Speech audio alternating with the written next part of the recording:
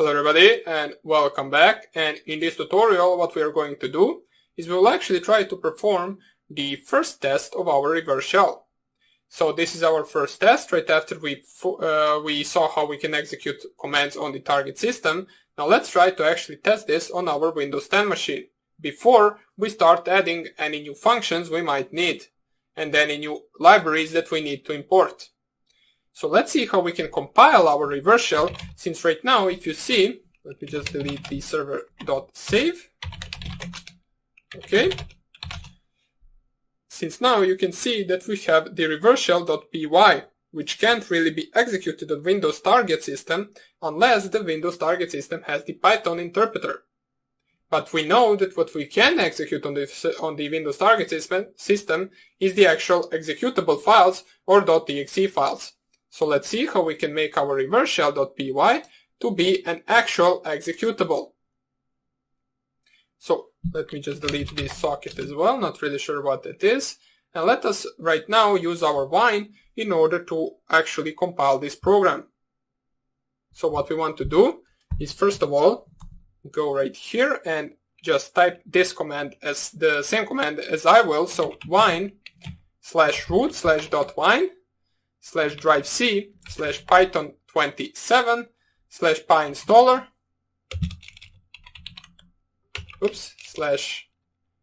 /python27/scripts/pyinstaller.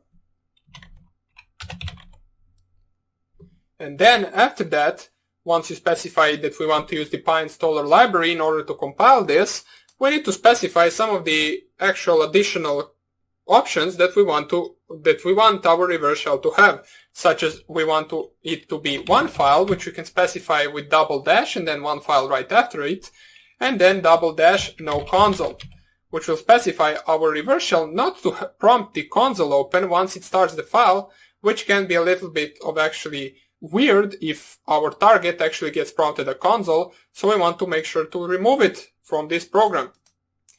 Then right after you specify all of this, you need to specify the name of the program that you actually want to compile, which in our case is reverse shell.py.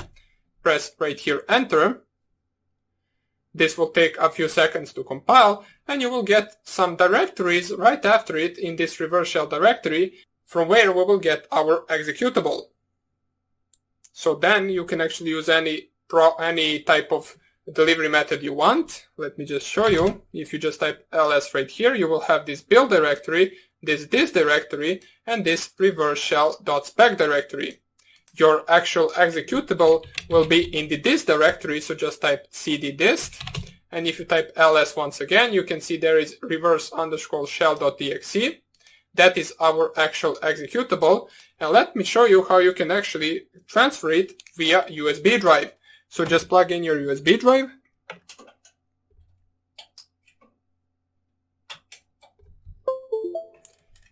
And your USB drive will be plugged into your main machine, as you can see right here. What you need to do is, first of all, let me delete the previous reverse shell from here.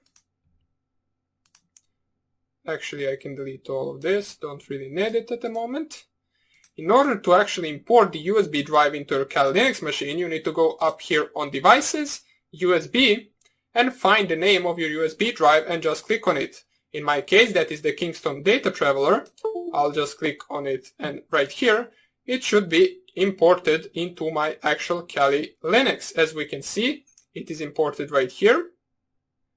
So in order for me to copy that file or the reverse shell to the actual Kali USB drive, I just need to specify move reverse shell to the media, root, and then Kali Live, which is the name of my USB drive. So this is the path where your USB drive is or will be imported. So /media/root, and then all you have to do is afterwards specify the name of your USB drive. Then if I just click here enter, it will move the reverse shell.exe to my USB drive. And after this finishes, I can just eject my USB drive and paste the actual reverse shell to my Windows desktop environment. So this is taking a few seconds, since this is probably the first time. Okay, so let's wait for this to finish. And afterwards, all we have to do is just run our server on our Kali Linux and run the reverse shell on our target system. Okay, so it has finished. You can see if I just type ls right here, there is no longer reverse shell.exe in my directory. And what you can do right now is delete all of this that you got during the compilation program. So we can delete the build directory with rm-r, we can delete this directory with rm-r, and we can delete the reverse shell.spec.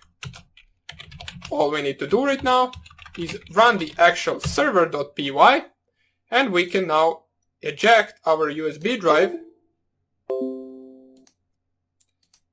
go right here, paste the reverse shell onto my desktop on my Windows 10 machine, and then if I just double click this, you can see nothing really gets prompted to the actual target. It will look like this program didn't run at all and didn't open anything. But if we go to my actual Kali Linux machine, we can see connection established from the IP address of my Windows 10 machine from this port. In order to make sure that this really is my Windows 10 machine, in case you doubt, we can just type ipconfig in my command prompt on my Windows 10, and you can see the IP address of my Windows 10 is 192.168.1.4. So we successfully got the connection from the Windows 10 machine. Let's see if we try to execute some of the commands, such as, for example, ipconfig, the same from our terminal. We can see the results from ipconfig, dir, which will list all the actual files on my desktop. As we can see, the path is to my desktop.